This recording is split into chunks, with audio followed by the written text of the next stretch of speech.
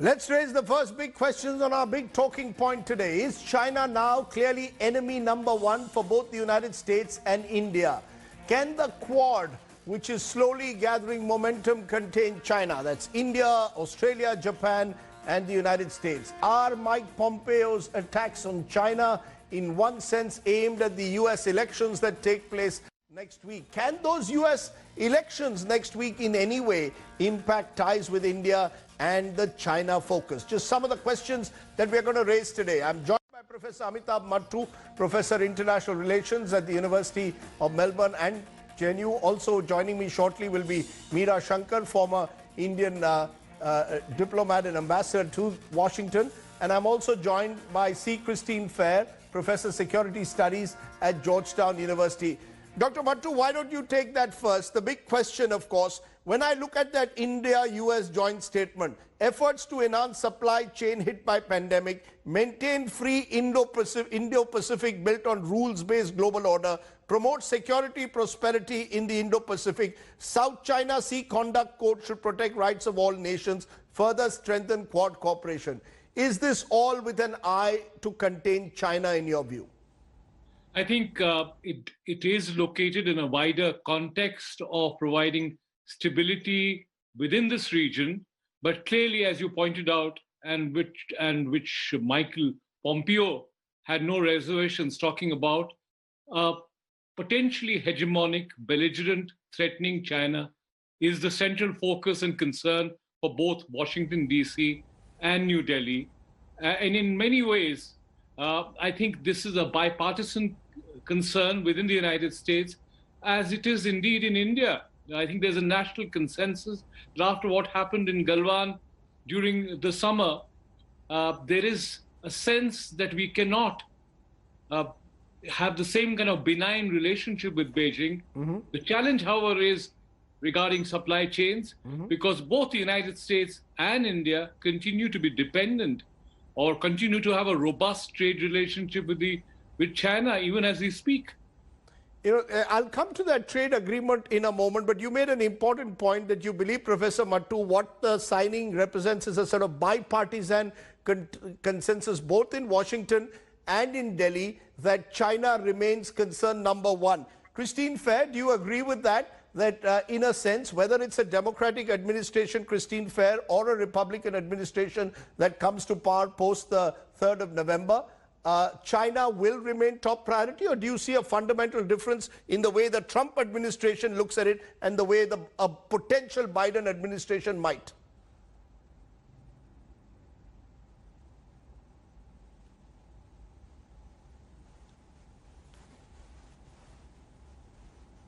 Professor Fair, can you hear me?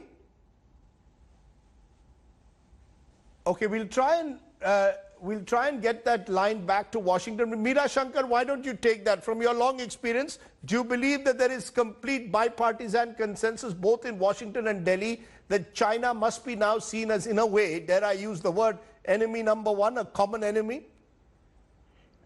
Certainly, I think the level of concern about China has been heightened. In India, we have them on our border. They have intruded into our territory as defined by us according to the line of control, of actual control. And there's no sign at the moment that they are prepared to disengage and go back from the areas that they have come into. And you see there were fairly aggressive behavior, not just with India, but also with their other neighbors, be it in the East China Sea or the South China Sea, be it with Japan or Taiwan or Philippines or Vietnam. So this is a pattern where China is becoming far more aggressive in pursuit of what it considers its territorial claims, and also in pursuit of what perhaps they feel is their moment of opportunity, particularly for dominance in Asia. So I think the concern about China has been growing. US-China strategic competition has sharpened in recent years, and I don't see that going anywhere. Joe Biden also sees China as a challenge. Where there might be a difference is really with regard to the best method that they would pursue to meet the China challenge. Trump has been a bit erratic. Initially, he walked back rather, from the rebalanced strategy towards Asia, which the Obama administration had crafted, which involved moving more military forces to Asia from the NATO theater. It involved economic, diplomatic, political strengthening of relations with allies and strategic partners. So initially there was no presence of America in a very visible way in this area. But later Trump, got into a tougher mode, at least on the economic side, and now has stepped up the confrontation also with regard to Taiwan, because let me take the points you're making to Christine Fair. Let me take what you're suggesting, that there is a clear attempt on the part of Washington, in a sense, to recognize China as a principal threat to regional peace and security in the region, in the Pacific region in particular. Christine Fair, do you believe this is driven by Mr. Trump, by President Trump, or is this a bipartisan consensus now on Capitol Hill? And that is where India fits in, that India is now seen as a strategic ally in the encircling of China? So first of all, I think we need to disentangle the two questions that you've asked me. With respect to the U.S.-India relationship and the importance that is given to India in any strategy to manage China's rise, India has long been accorded that importance. This relationship has been thoroughly instituted within the bureaucracy. And it really began with Bill Clinton, right? So we have now had it began with Bill Clinton in about 2000, well before 9/11. So this relationship, it's been thoroughly institutionalized. It is highly regarded within the State Department, within the Pentagon, even within the intelligence community, right? So irrespective of who wins the election and what wins means, I don't expect there to be any significant shift. I actually do not view the Trump administration's handling of the India relationship terribly well, and I don't view his position on China to be terribly systematic. In fact, what Trump has done on the economic side has largely punished Americans, right? He fundamentally misunderstands tariffs. He fundamentally misunderstands who pays for tariffs. So what some people are calling his economic hardball with China has actually punished middle American farmers who have difficulty selling their soybeans to China. And so to shore up that vote, he's also had to essentially bribe them, right, to pay them for their losses. The other problem with President Trump, we often speak of him as being deeply compromised for reasons we don't entirely understand, because he's been very resistant and he has fought tooth and nail to not reveal his taxes. But what we have learned is he's also deeply compromised by China. The American taxpayer had to learn that while he paid a meager $70 to the U.S. government, he has paid much, much more to the Chinese in taxes. So I don't... he is a deeply compromised person. No, so much of what he has sought from China has been trade deals for his children. Right? So I don't see him as being helpful to India in any regard. No, this comes at a time when Mike Pompeo comes to India and says that the Chinese Communist Party is no friend to democracy. Do you believe, therefore, that it's very clear in that sense that is this a double game that the United States plays with China? That at one level you will come to India and say that, you know, we share your concern with Chinese expansionism, and at the same time recognize the need for greater economic or closer economic ties with China? No, I think you're misunderstanding the problem set, right? It costs Pompeo nothing to come to India and say what we all know to be true, right? That the Chinese Communist Party is no friend of democracy. It would take an imbecile, frankly, to say anything other than that. But if you actually look at what the U.S. government has done with respect to China, you'll actually see it's done very little. And I think part of the problem, quite frankly, is that the United States has really neglected defense modernization. The United States, and this also happened during Obama's period, there's been very little to push back on the Chinese adventurism in the South China Sea. The United States has been pretty silent about the efforts of the Chinese to revise territorial dispensation with India, and it has done nothing on the genocide of the Uyghurs, right? And of course, once Trump came into office, there's been virtual silence on what's happened in Myanmar, which is happening with Chinese complicity. So it is not driven by a need to manage China while also recognizing Chinese economic independence. It's really to say the right things to India, but actually do nothing. And so much of what this administration does is not driven by national security interests, but rather personal and familial financial interests. And I think, so this is, I think, a very big difference between the Trump administration and what we might expect from a Biden administration. That's interesting. That's interesting the way you're putting it. You're in a sense providing us, dare I say, some kind of a cautionary, if not a wake-up call, that we need to be cautious, particularly with the Trump administration. But Amitabh Mattu, does it go therefore well beyond just a Trump administration? The fact is the US wants to regain influence in the Indo-Pacific region. The fact is India wants to check China's growing influence in this part of the world, and therefore our interests converge, as they may well with an Australia, which is also concerned about China, as they will with a Japan. So has the possibility now come for a stronger Quad possibly, and India, US become two principal poles in a way that bring this Quad together with China as their principal concern? Rajdeep, in some ways what Christine Fair is saying is true, that we should not become a pawn in the instrument of American foreign policy. I think China is a concern for us, quite independent from what America might do, what Trump might do, or what Biden might do. After all, some people argue that China is a Frankenstein's monster created by American capitalism. The level of dependence that most countries have, all this talk about supply chains, it's really an instrument of profit maximizing of American capitalism.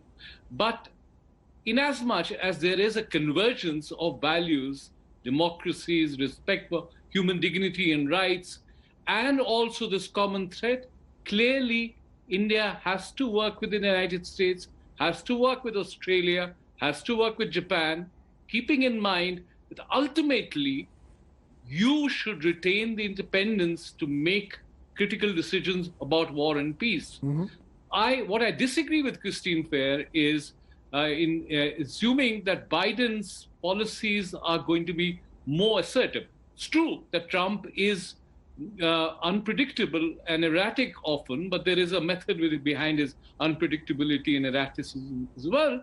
However, Biden we might have a much more subtle and nuanced policy for which we'll need to customize our own policies if we have to work with them.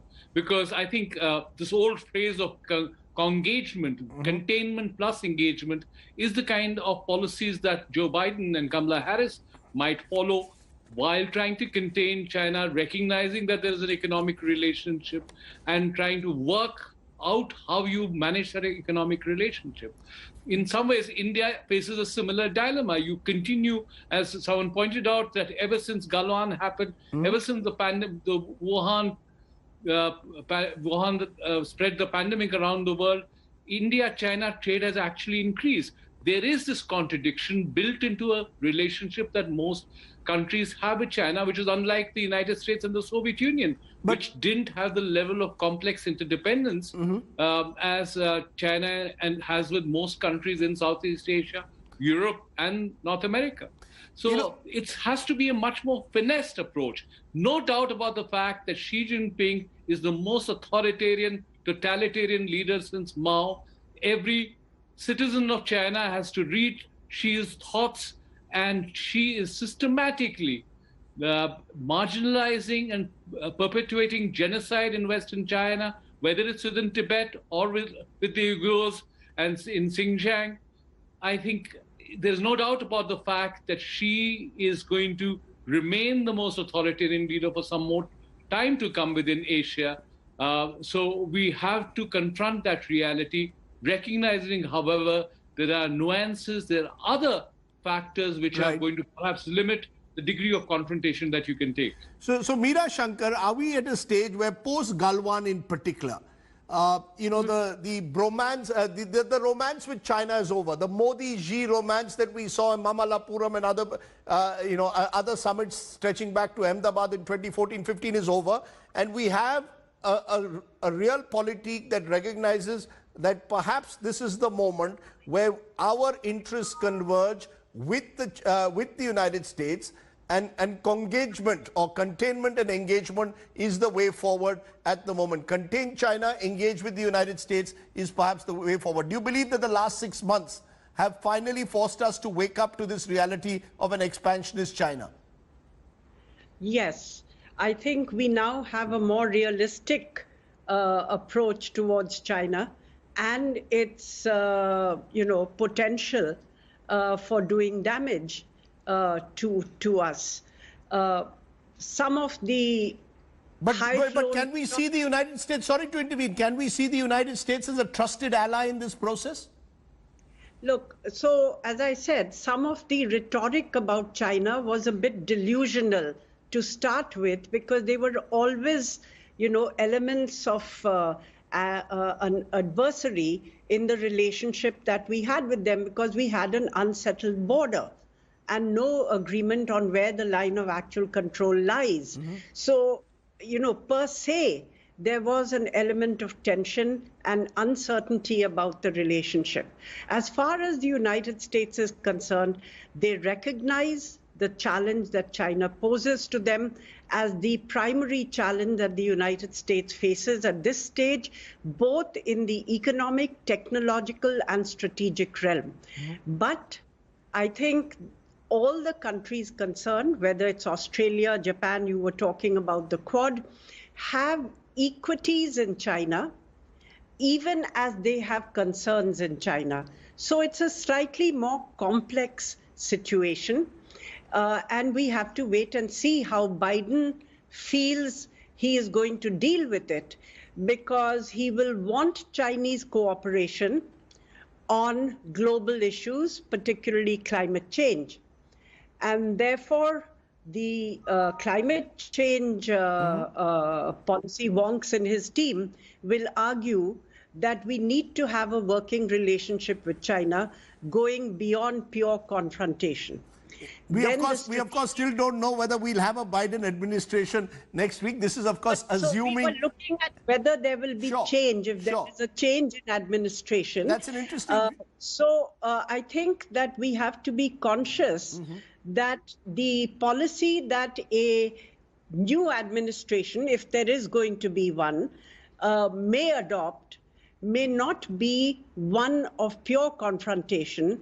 It will be one which will, as Mr. Mattu said, have elements of engagement and elements of containment. Having said that, both countries clearly have an interest in working together for building a better balance in Asia, so as to avoid Chinese dominance, uncontested Chinese dominance and hegemony in this region.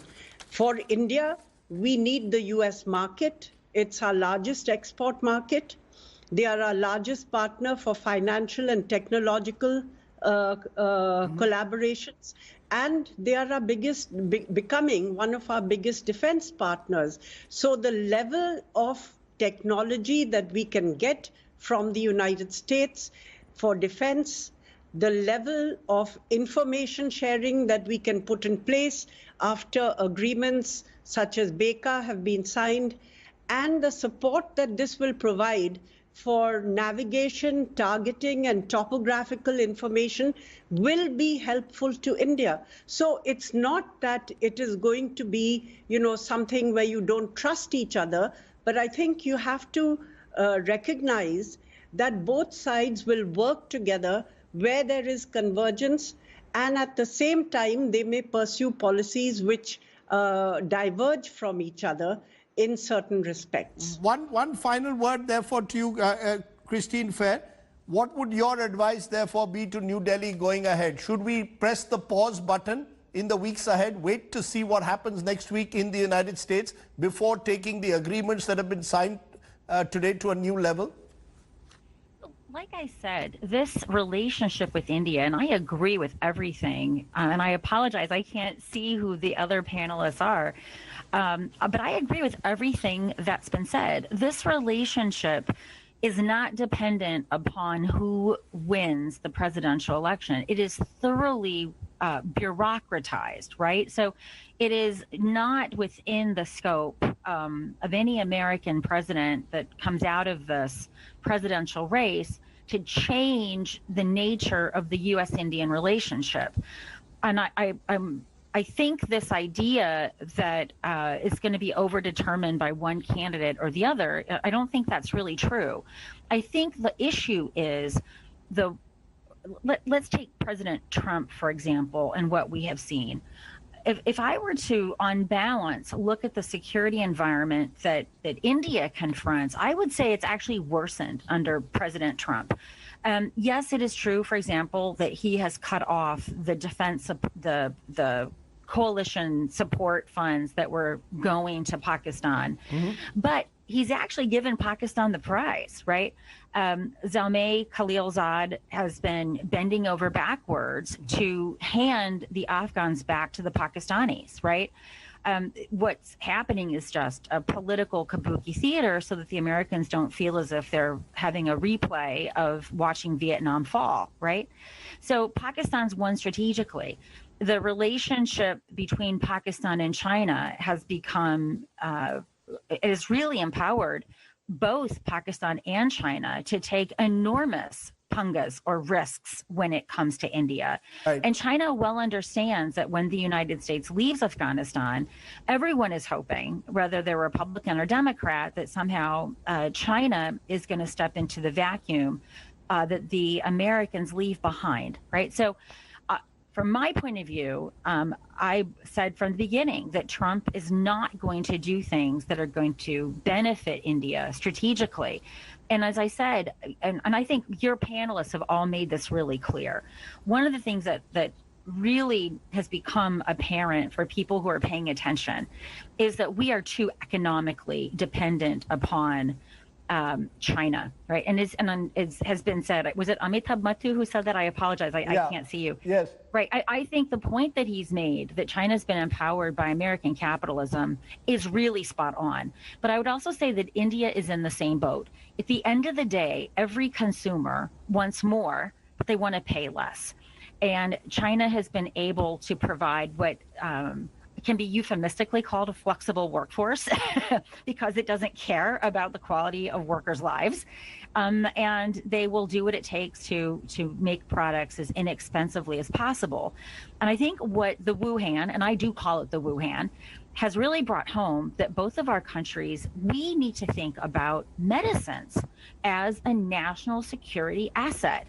China is, one of the reasons why China has benefited while so many of our economies are in the trash is because China made us ill with its policies, and it's also selling the stuff that we need to take care of our endangered populations, right?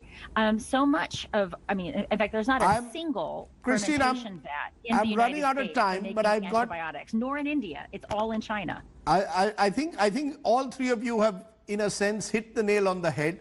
This is a complex engagement.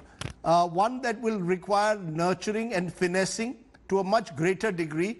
We've seen one step today, but obviously in the months ahead, given China continuing to push ahead with its expansionism, we're going to need to see much more in terms of an Indo-US finessed engagement to ensure that China can be contained.